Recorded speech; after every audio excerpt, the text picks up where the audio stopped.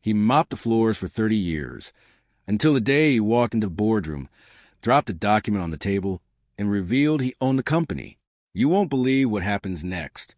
At exactly 10:17 a.m. on a Tuesday morning, on the top floor of the Glass Ridge Tower in downtown Denver, a high-stakes emergency board meeting was underway at Cresthill Dynamics.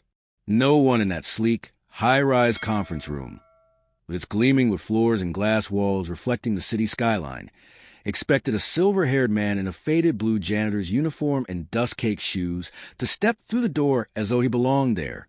"Lost your way, old man?" came a smug laugh as Chase Whitmore, the arrogant young CEO of the Stanford MBA, glanced at the 70-year-old man entering the room. Behind Chase's gold-rimmed glasses was a look of mockery and disdain. The room erupted in laughter. They were all too familiar with the quiet old janitor who pushed his cleaning cart down the back halls, a part of the building, but never a part of the story. Without a word, the man placed a worn leather briefcase on the table, opened it, and slid a document toward them. The laughter died instantly. Eyes locked onto the paper as if under a spell. Ownership certification stamps, legally binding signatures dated 30 years prior. Every detail was authentic. "This can't be," one director murmured, voice cracking. Thomas Caldwell, the man they had never truly seen, was a majority shareholder of Cresthill Dynamics.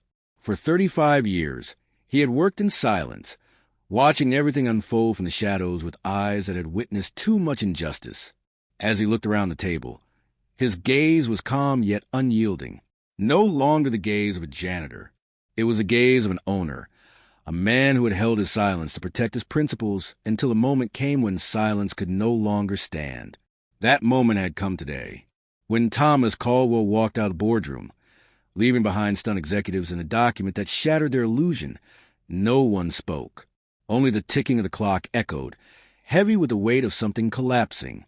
Downstairs, in the employee office space, Matteo Ramirez, a 26-year-old Mexican-American software engineer, was reviewing a report when a message from his best friend, Layla Moore, a legal department assistant, popped up. Urgent update. Old man Thomas just walked into the boardroom, and every rich suit in there looks like they saw a ghost. Matteo frowned. Nobody paid much attention to Thomas around here. He was just a familiar figure pushing a mop cart through the hallways every morning. But something about Layla's message made Matteo pause. When she sent him a photo of the document Thomas had placed on the boardroom table, captured from a leaked security feed, his breath caught. A share certificate, dated in 1989. Name, Thomas A. Caldwell, 51% ownership. He immediately forwarded the image back to Layla with a message. "Is this real? The doc's old but legit." Layla replied quickly. "I checked the old archives." His name was in the system back in 1990, then vanished completely after 1994. Looks like someone intentionally erased it. Matteo shivered. The man had spent a lifetime cleaning every tile in this building, but it turned out he may have laid the first one himself.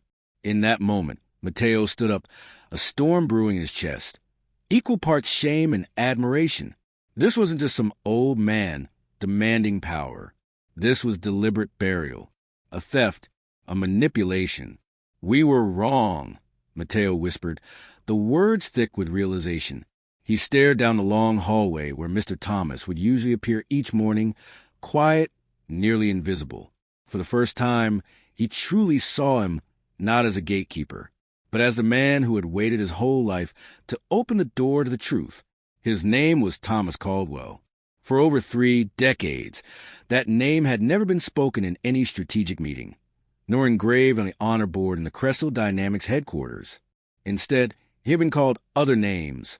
The mop guy, old man on 3, or worse, the guy blocking the coffee machine in the morning. Thomas didn't blame them. He didn't need to.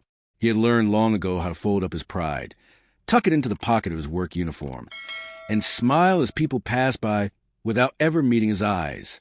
Every morning at 5:15, he arrived early, always the first in the building, and in the soft hum of fluorescent lights, he had watched the company grow day by day, from a cramped 1-floor office on Fulton Street to a towering 18-floor glass giant in the heart of downtown Denver.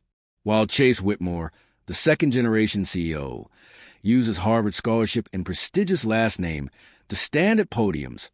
Thomas sat behind the scenes, wiping dust from the microphone and polishing fingerprints off backstage mirrors. He'd heard every speech, skimmed every financial report left out in the print room at night. "We're a family," Chase would often say at employee appreciation ceremonies. But that family had never invited Thomas to sit at the same table. Once, in the winter of 2006, Thomas tried stepping into the break room for a cup of coffee. A finance associate immediately frowned and said, "This space is for staff, not for, janitorial." Thomas smiled, nodded, and stepped out. But that night, he stood before the company's wall of accolades, lined with portraits of past executives, and asked himself, how many of those faces really understood this company like he did? From basement to rooftop, Thomas knew every pipe, every subtle change in the hum of the HVAC, every employee who had received good or bad news just by how they walked in that morning. Thomas Caldwell had been the shadow, unseen, unremembered, but always there. And in silence, he recorded everything, every shady deal, every misstep, every slight. Now, as the curtain slowly began to rise, the company would soon realize that shadow had never been the doorman. He was the one holding the key. Thomas Caldwell hadn't witnessed the unraveling of Cresthill dynamics with his eyes alone, but with the instincts of someone who once stood beside the company's founder. He didn't need internal memos or profit charts to sense that what Marcus Whitmore built was rotting. All it took was watching Marcus's son, Chase Whitmore, strut into headquarters each morning with a smile as cold as stainless steel. Chase, the current CEO, loved power more than innovation. He didn't bother hiding it.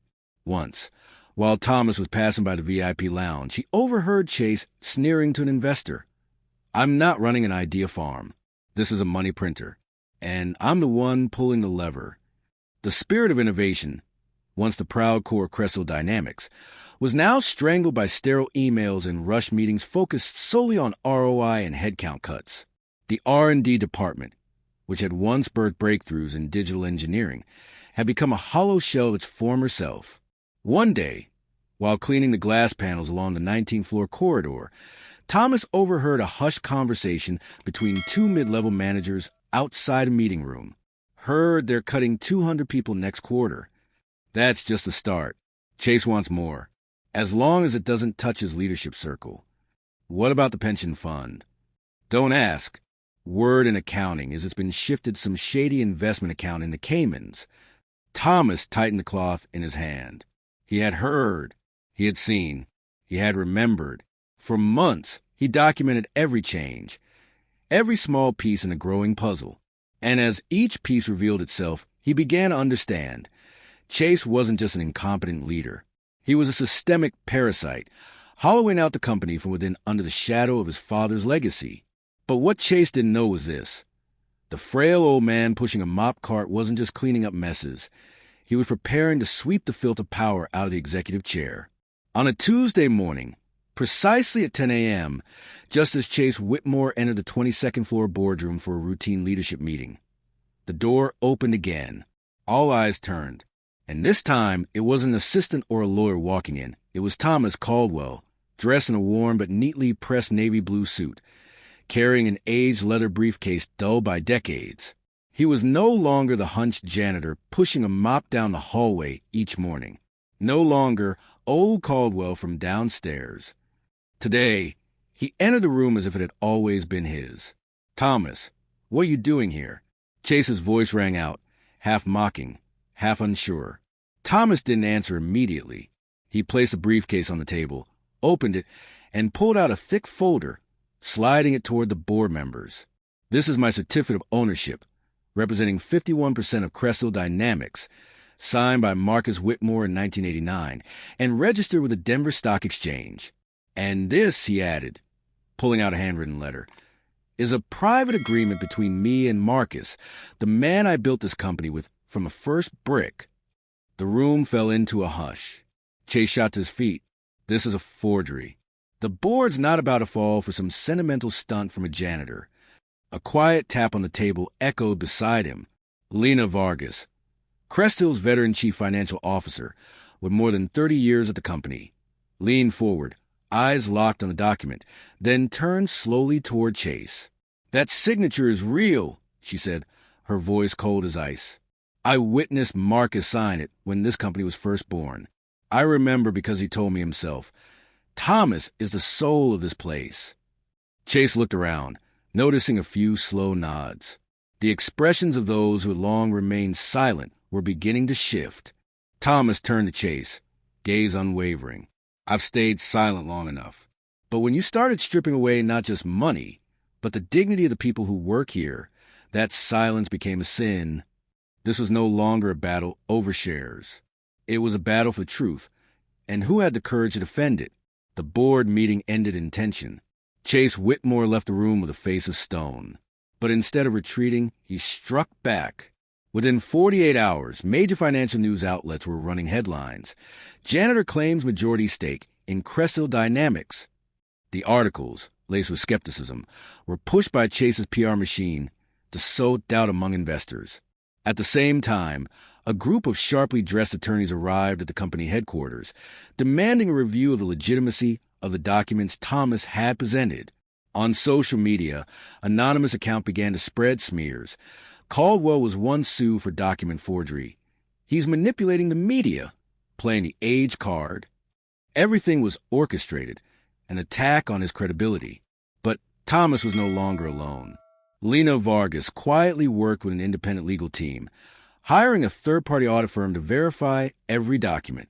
And in the company's data basement, where few thought to look, Matteo Ramirez, a young IT specialist Thomas had come to trust, uncovered something alarming: malicious code secretly embedded in the internal system. Matteo burst into Thomas's office just before midnight, breathless. "They're trying to wipe all records tied to the pension fund and employee equity program. If we don't act now, they'll erase the evidence of embezzlement." Thomas nodded, his expression no longer that of a man enduring. It was the look of a man fighting back. "Lock down the backup servers, create a mirrored archive, and deliver this encryption key to the FBI. I've got an old friend over there." The next morning, while Chase was appearing on CNBC to reassure stakeholders, federal agents entered the Cresthill Dynamics legal department with a search warrant in hand. The media narrative flipped faster than Chase could react. Hours later, an internal audio recording leaked, a conversation between Chase and the CFO. "Just delete everything. No evidence, no case." Chase's voice was crystal clear. Thomas's silence all these years hadn't been weakness. It had been preparation. The war had only just begun. But this time, he wasn't standing behind a mop. He was seated at the table, with allies and with the truth.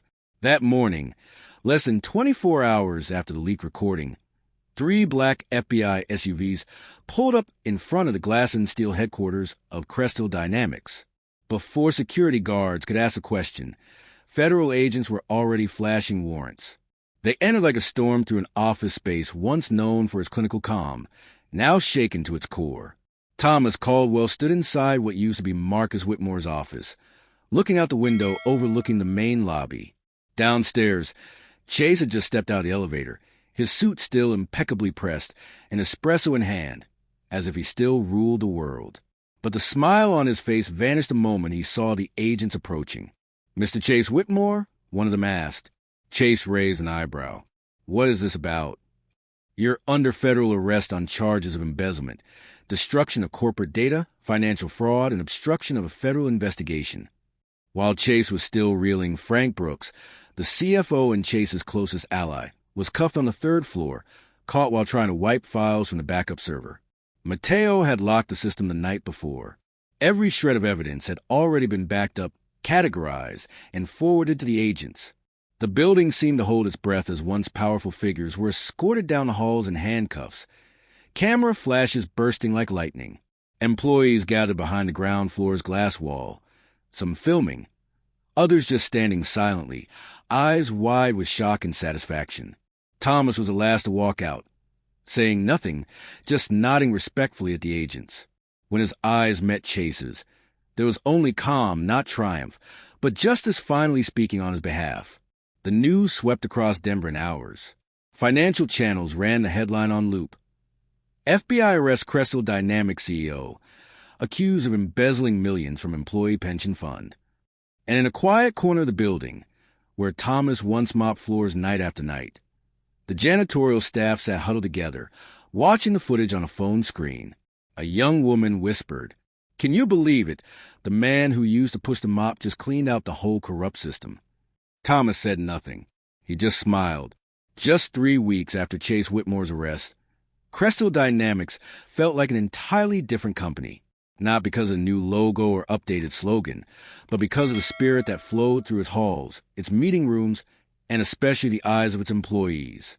Thomas Caldwell, the man who once quietly pushed a mop through these corridors each morning, now stood in front of the company's great hall, wearing a modest but neatly pressed suit.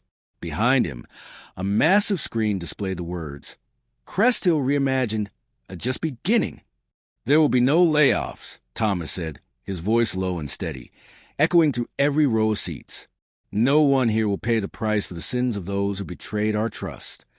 Applause rose from employees who had feared for their jobs, especially the young engineers in the R&D department, once deemed non-essential and threatened with budget cuts. Thomas continued, "I once dreamed of becoming an engineer, but life never gave me that chance. Today, I want to make sure none of you will have to give up your dreams just because someone decided you didn't have market value." He announced a full tuition assistance package for all employees who wish to further their education, regardless of their position, along with an employee ownership program, allowing every worker to be part of Cresthill not only through labor, but through ownership. And finally, Thomas paused for a moment.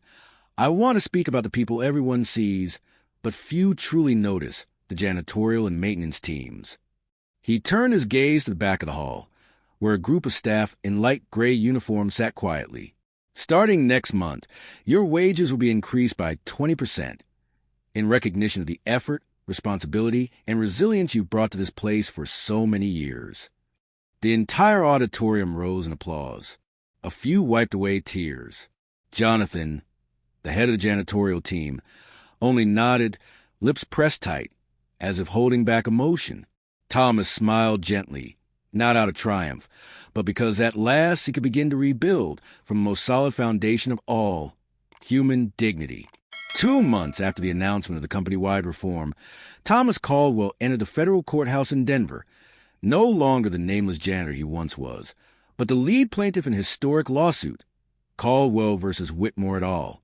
The courtroom was packed, with journalists, attorneys, and former Cresthill employees who had come to see for themselves the man they once passed in the hallways, now standing before justice against those who had buried him in silence.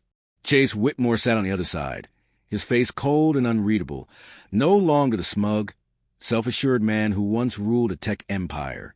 2 former senior shareholders, co-defendants in the case, had already pled guilty and agreed to cooperate in exchange for lighter sentences. Chase was the only one still resisting. Thomas took the witness stand, holding the original copy of the certificate confirming his 51% ownership, signed by Marcus Whitmore in 1989, founder of Cresthill Dynamics and Chase's father. "Do you confirm that this document is authentic and legally valid?" Thomas's attorney asked. "Yes," Thomas replied, his eyes fixed on the certificate. "I've kept it for more than 30 years, not to hide it, but because I once believed that honor and humanity mattered more than ambition." The jury listened intently to every word.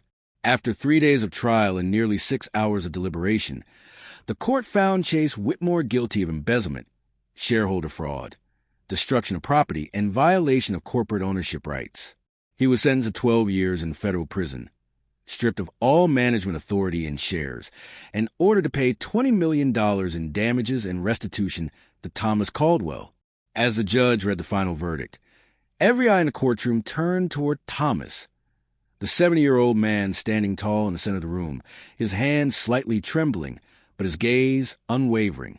"Mr. Thomas Caldwell," the judge announced, "the court hereby recognizes you as the legal and rightful owner of Cresthill Dynamics. All management rights, operational authority, and property control are restored to you effective immediately." In that moment, no one saw him as the janitor anymore. He was the founder, the pillar, the embodiment of justice. Exactly 1 year after the historic trial, Cresthill Dynamics buzzed with excitement as it prepared for Heritage Day, a newly established annual event to honor the people who laid the foundation of the company. The main hall of the Glass Ridge Tower that day wasn't just lit with chandeliers. It glowed with renewed spirit, one of recognition, opportunity, and gratitude. Thomas Caldwell, in a modest dark blue suit, stepped onto the stage set in the center of the atrium. His hair had grown even grayer than it was a year before, but his eyes were still steady as granite. Hundreds of employees, from young engineers to veteran cleaning staff, stood around him, silently listening. "Back then," Thomas began, his voice deep and steady, "I used to walk through this room with a mop in hand. Many passed by me as if I were part of the wall." He paused, letting his eyes travel across the hall. "But I saw everything, the meetings, the decisions, the dreams left behind. And I learned one thing: justice doesn't always come early. But if we stay the course, it will come exactly when it should." The entire hall fell silent. Then Thomas turned and pulled down the curtain covering the back wall of the stage. A black and white photograph was revealed. Marcus Whitmore, the original founder, standing between Thomas Caldwell and a young engineer at the time, Elijah Tran, who had died in a workplace accident 20 years earlier, but had helped launch the company alongside them. This, Thomas said, was the trio that built Cresthill, but because of skin color and background, only one of us was ever honored in the boardroom. His eyes moved across the crowd. Today we correct that. No one is left behind. No one is invisible. Hundreds rose to their feet in applause. Not the polite kind reserved for meetings, but a roaring wave filled with tears, hope, and long overdue recognition. Thomas smiled, eyes misting over. That lesson, that a person's worth lies not in titles or degrees, had finally found its voice. And this time, it rang louder than ever before.